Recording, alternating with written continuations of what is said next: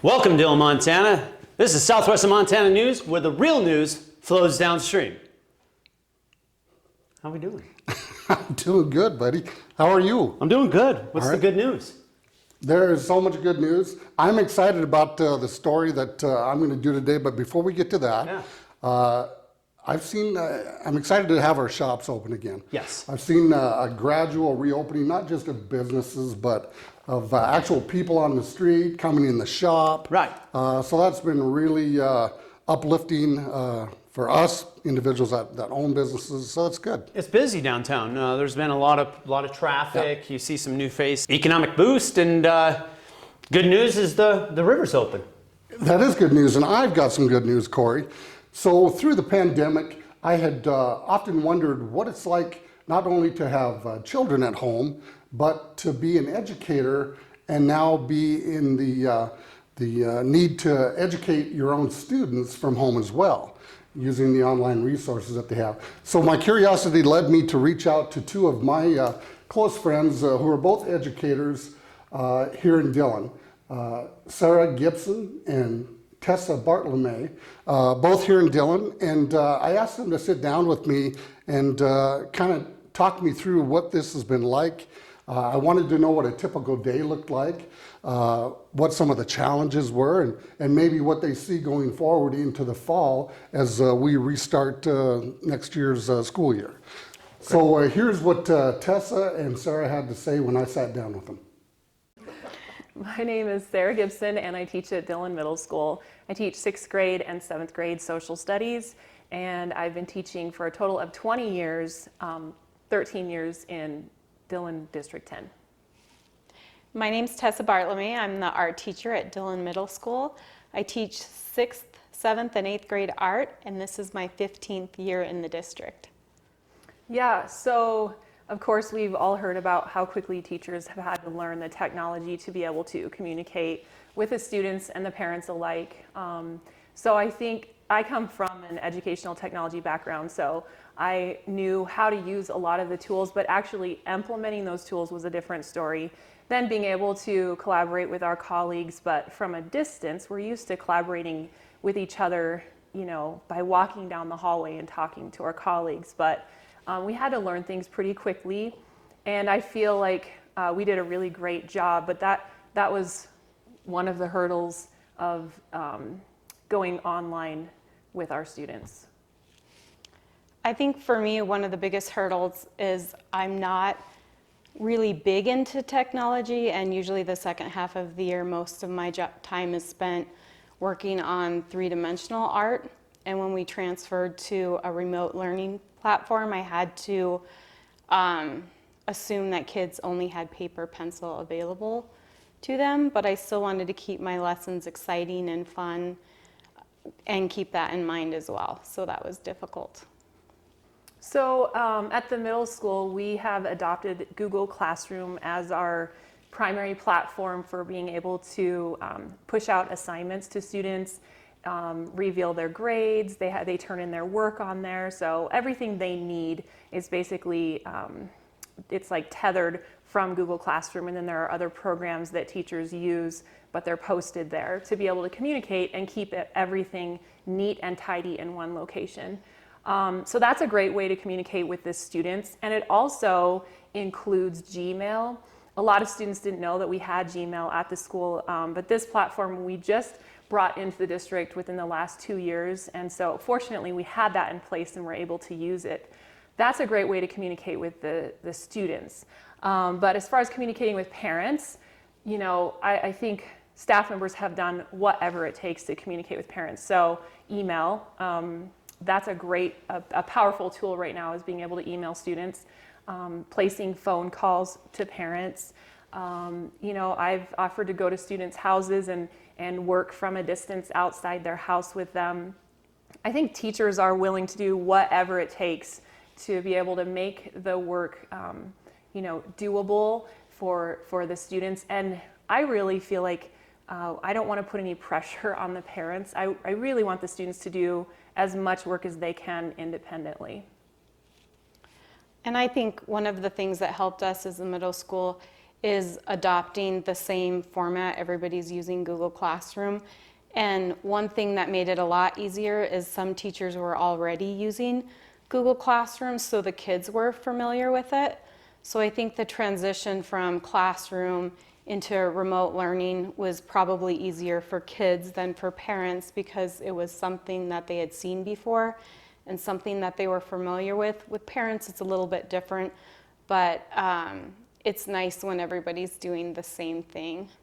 In terms of teaching only for me, my kids get up in the morning and they're ready to go. They know what they need to do to get through everything they need to get through in a day, and we do it side by side together. So while they're doing school, I'm doing school, but we still work the same hours as if we were in school. We work from 8 to 3:30, but of course my students online work all hours of the day, so it is a big job to get through all of the questions that they have and answer them in a timely manner, because sometimes when a question comes in, it doesn't matter what time of day it is, they need to know the answer so that they can move forward. So that's been a big job, and I try to keep up on that all throughout the day, any time of day. Yeah, so I would say, very similar. We get up in the morning and I try to get my kids going independently. Sometimes that's a struggle, but once they're off and working, then I delve into my load for the day. I post a Today in History stream on Google Classroom for my sixth graders every morning, because that's how I opened my class every day. So I still try to do something normal. So I start with Today in History with sixth graders. There's generally a lot of emailing for about, the first 2 hours of the day from 8 to 10 a.m., lots of questions. And then it kind of dies down, and then, you start working on some lesson plans, and then in the afternoon you'll get kind of some more emails. A lot of emails come in the evening after the school day is already over, and lots of emails on Sunday nights getting ready for the week. But what I have noticed and what I want to really communicate is that not every day is the same. So Mondays to me seem pretty heavy with lots of questions, because I've just put out the new assignments for the week. So that's understandable. Fridays are also really busy because kids have work to turn in. So there's lots of questions on those days. And it seems like when you predict how you think the day will go, it just does not always go that way. And so it's always, you have to be flexible in everything you do as far as this teaching goes. And teachers, we know we have to be flexible. And so that's fine. It's just we have to be more flexible than we've ever been, and take it as it comes. It is very difficult to do, because I've always felt fortunate in our district that my kids have had such great teachers, and I am not one of them to my own kids. It's very hard to teach your own children, but thankfully the teachers that they have provided them with the support they need to keep their day as close to a normal school day as possible, with still being realistic with how much work that they can get done. And so I think that's helped me out the most, is the teachers that my kids have been so great. And I have one of my kids is a self-starter, gets up in the morning, goes through all the things he needs to do, and then he's done, because that's the way he is. And then the other one gets up and does a worksheet and wants a break for a while. So that is difficult, managing two different classrooms of that my kids are in, helping them through that, checking to make sure they get everything finished that they need to finish. But also, I mentioned that I have 6th, 7th, and 8th grade students, but I have a total of 9 classes. So I also have to make sure that I have contact with all of those kids as well. So it's a lot. Yeah, it's kind of like when I was a waitress at the Olive Garden in college. You are multitasking all the time. It just feels like I'm waiting on 4 or 5 tables at one time, trying to meet everyone's needs and trying to do it well. So fortunately, my daughters have teachers, in a 2nd grade teacher and a 4th grade teacher, And it's been very predictable and structured. It took us all a few weeks to understand what that structure would look like, but we're trained to have structure in our classrooms and to make things predictable. And I feel like I thrive on that, and I know my children thrive on that, and my students do generally. So I am gracious that we have the teachers we have, and they have communicated so well with my own children. But I also have a 5-year-old who has a very short attention span, and that can be challenging because when she needs something, she needs it now. And we all need things right now. We're all very impatient. And so the attention, the focus is difficult. You know, we're used to being in a setting of learning at a school, in a classroom where we don't have other distractions. We've eliminated a lot of those distractions. Well, anyone can get distracted at home because you just look around and there are so many other things to be doing. And so I just feel like it's a juggling act, or it's like waiting tables again. I just can't get enough breadsticks and salad out at one time to all my tables. Forget the ranch. Yeah, right. I think that this will change the way we do everything. I'm not sure what that will look like yet, but I do know that I've worked through the last 8 weeks or however long we've been doing this with the end goal in mind being we would be out of school for summer and we'd go back in the fall and it would look the same as it did before. I don't think that's going to happen. That's my hope. But yeah, it's really hard to predict anything at this time. One thing I will say is, as much as I miss being in the classroom with my kids and having them there, it has been a unique experience to teach them from a distance and be able to see just the finished product when they send me in their artwork. And every time I get something sent to me, it's like opening a little gift. It's something new that I haven't seen before. So I wouldn't say that everything with this has been bad. It's been different, and different is hard. Change is hard, of course. I hope when we do go back, it'll be as normal as possible. But I know that whatever it is, we'll be able to adapt and change and do what we need to do. Yeah, I agree. I think that we focus so much on the relationships with our students and our parents. That's our primary role, really, is to have the relationship so that the learning can come out of that. And I feel like we're just learning a different way to connect and form those relationships.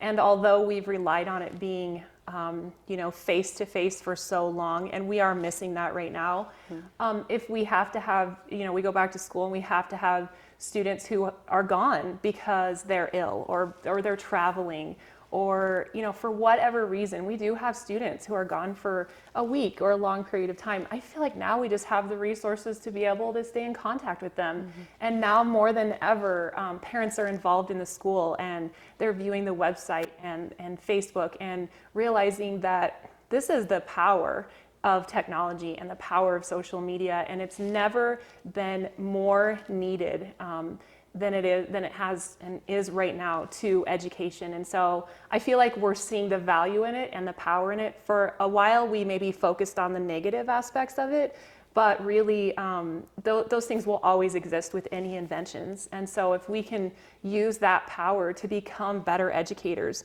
and for those of us who didn't necessarily have technology training, those people feeling more competent and confident as far as, hey, I know now how I can reach these students. And so it's giving us opportunities and expanding borders that we had, 2.5 months ago. Well, our technology support person is amazing. He can handle a lot, and he's highly competent, and he's patient, and he's kind, and he communicates well with people. And I have to say that this was a huge load to be put on someone who handled it with grace. And I feel very fortunate. Dillon Elementary District is very fortunate to have someone in that position who is such a great employee. Couldn't be a better match.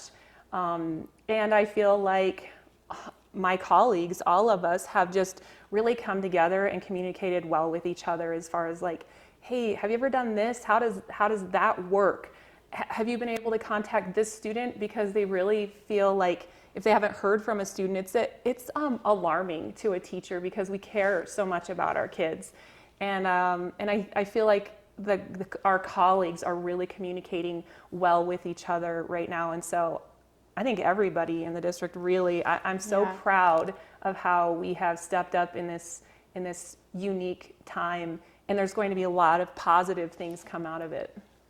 I think a lot of praise needs to go to our lunch staff who's been putting out, at the board meeting last night, they said they put out over 300 lunches yesterday to, feeding all the kids in our community. That has been amazing. And it's been amazing for us too, because we get our kids' lunches from there as well. It's awesome. It helps us get through our day. So lunch staff has been awesome. The custodial staff has been amazing. They've taken on a lot with this. It's when we go in our rooms, we let them know we were there. We let them know when we leave. They disinfect everything. It's a huge job. It'll be a huge job when kids come back to school, and our special education staff has had a huge job of trying to stick with all of the kids that they service need accommodations and modifications and an individualized education plan, and they're doing that from a distance. And they have a lot of kids. It would be really hard, and they've just been working tirelessly to try to make sure that gets done. It's pretty amazing what they've been doing. So everyone. Yeah, awesome. Really, literally everyone. I feel like we can do anything. Yeah. I'm Ron Carroll, owner of Emporium 406, where you'll find unique vintage and contemporary goods. Products like autographed celebrity memorabilia and framed vintage posters. We also have a magic shop, where you'll find the new children's book, Marvelous Marvin's Magical Moment. At Emporium 406, you'll also find a full line of made in Montana products and home decor. Items such as painted windows, barnwood and tin goods, fleece blankets, designer pillows, jewelry, small furniture, and so much more. Emporium 406 at 23 South Idaho Street, Dillon's premier made in Montana gift store. Welcome back, Dylan. Wow, what a moving story. Great educators, great ladies. Yeah, I think it was a great story. I appreciated their time. And it just got me to reflecting and just to be ever so thankful that we live in the community that we do, Corey, with so many great professionals, healthcare professionals, educational professionals, all the people that make our community go each and every day. So we appreciate that. Yeah, and the police officers too. Absolutely, Yes. law enforcement, Yep. first responders, you bet. Yeah. Yeah. So that's great. Well, I had a story this week. Some more good news. We have a new business downtown Dillon, and we're super excited for Sarah Pfister and Badger Archery. And so here's the story.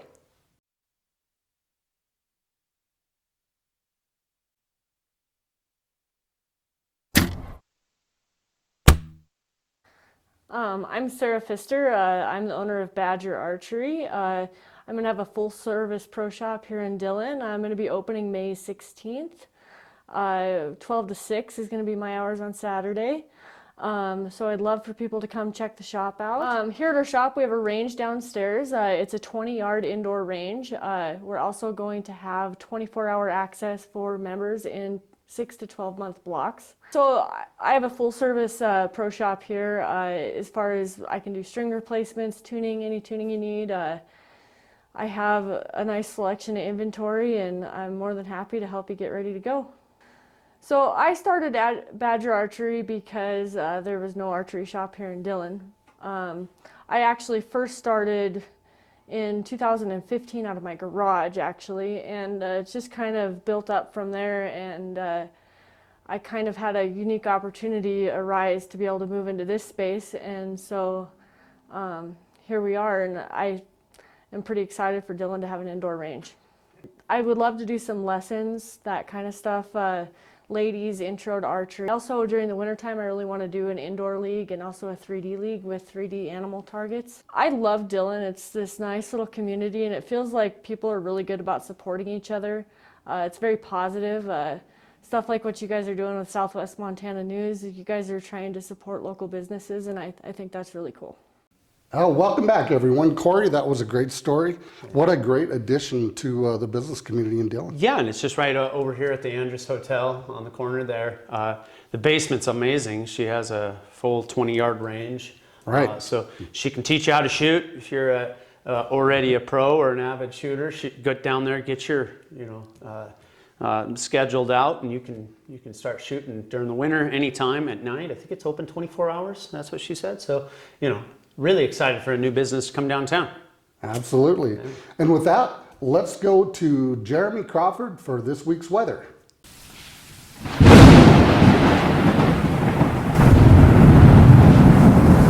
Hey, thanks Ron and Corey. As you can see right now, it is a little overcast. We're out here at the river. It's a beautiful day. This next week, it looks like we're going to have the highs in the 60s, and then towards midweek, we're going to have highs in the upper 50s, and then warming up back again for the weekend. Here's a full look at the weather. And now back to you guys in the studio. Welcome back, Dillon. Some good weather, huh? It looks like it. Maybe a little rain on the forecast, but hey, we need it. We'll take it. Yeah, yep. We'll take it. I got a little sun yesterday, actually. It looks hiked like up it, to yeah. Sawtooth Lake. I was the first one up to Sawtooth this year. There's a lot of snow. Good job there, buddy. Yeah, thanks, bud. All So now we're going to take it to Haley Briggs with our movie review. Haley Reviews Movies is brought to you by Dillon Video, located at 447 North Montana Street with 16,000 titles and growing.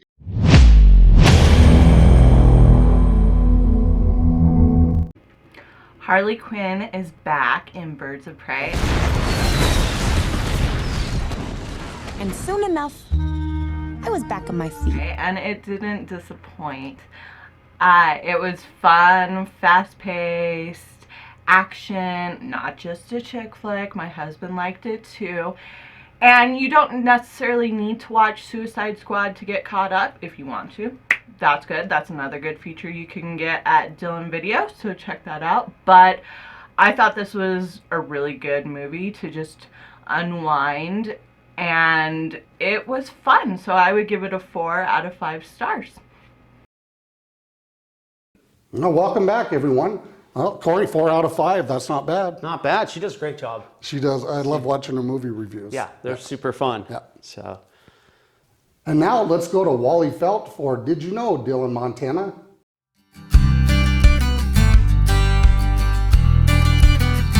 Did you know, Dillon, this is the 100th anniversary of the M on the Hill.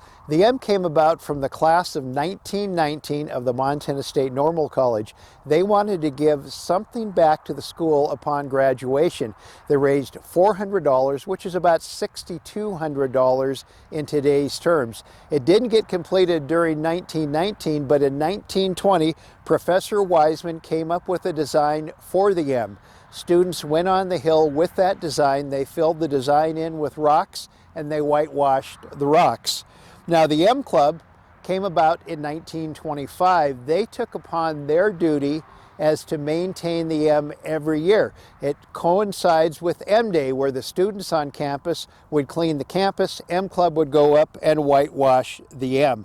Now in 1941, a little bit of patriotism happened with students looking at the fact that they probably wouldn't be on campus in the fall, they'd probably be in the military. They whitewashed the M red, white, and blue. One bad thing happened. In 1954, Montana Tech students came down here and decided it would be really fun to use dynamite to blow up the M. But it reappeared the next year. Now the M has been maintained on and off until 1995 by the M Club. The M Club dissolved, and so it was pretty much Mother Nature taking over as far as maintaining the M Club. Now, there was a movement on campus in the early 2000s, kind of an avant-garde movement, where they decided to turn the M into a W. It didn't work. And for 5 or 6 years, it was more of a bad work of art than it was anything else. A few years ago, the powers that be on campus said enough is enough.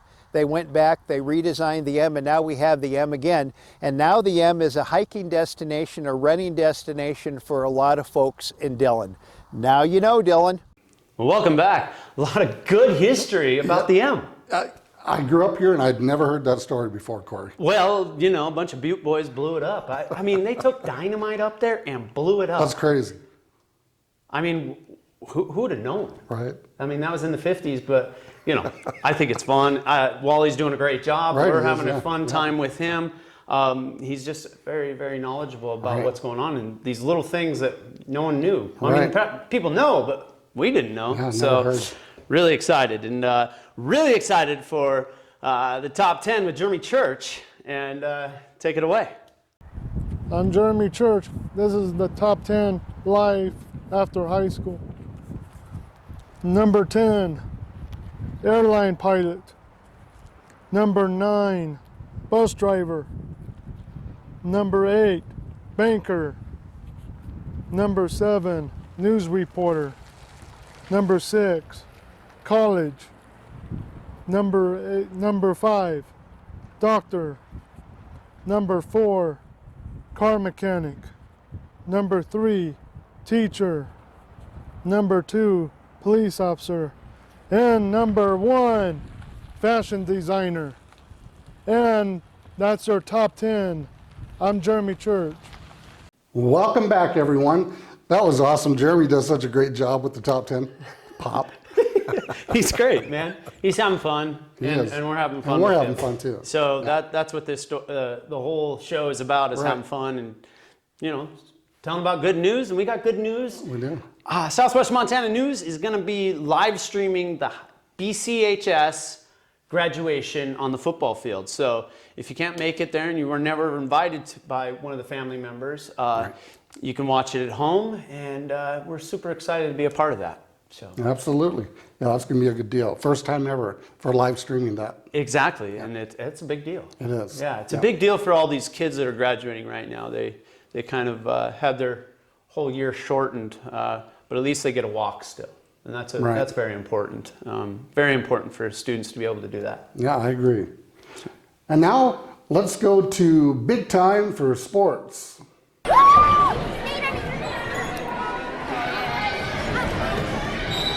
Welcome back. Thanks, Big Time. Not much going on. Not too much. I mean, we need some sports, man. do. We need some baseball to get going. We're We need getting some there. action. We're getting there, though. You know, the river's open. Right. But we need golfing's open, so yeah, we just need more, I guess. Right. More entertainment. Makes this show better, and, you know, some more good news. So, yeah. Yeah, and I'll tell you some more good news. I'm excited because this is our anniversary. This is our 5th episode of Southwestern Montana News Talk Show. Yeah, we've been doing 5. Five in the count can. 'em. Count 'em. All right, well, let's wrap it up then. Okay, buddy. Well, we want to thank all of you out there watching. Thank you to our sponsors, our supporters in the community of Dillon. This is Southwestern Montana News, where the real news flows downstream. And remember, do good things, Dylan.